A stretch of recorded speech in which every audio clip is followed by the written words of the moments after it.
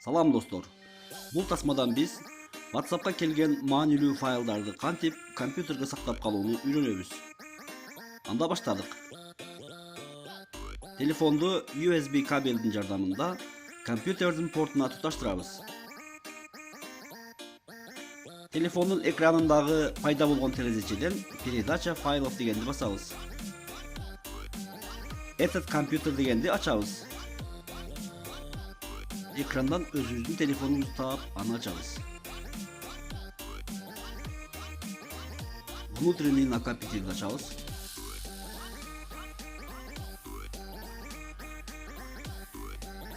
Papkaların arasından WhatsApp'ı taap аны açarız.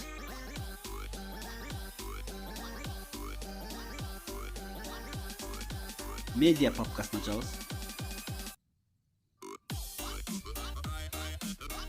Аркандай папкалар болот. WhatsApp документ, WhatsApp видео жана башка. Мен бул жерде WhatsApp видео дегенди таап аны ачтым.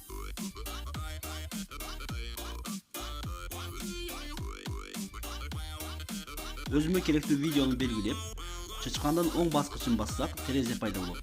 Андан копировать дегенди басабыз.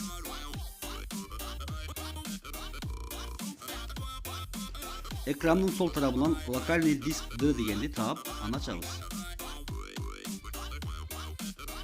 D дискинин ачылган талаасына чычкандын оң баскычын бассак, терезе ачылат. Андан ставить сөзүн басабыз. Мына биздин видео WhatsApp'тан компьютердин эсине өттү.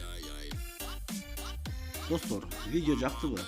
Анда лайк басып, дароо бөлүшөбүз. Башкалар да билип алышсын.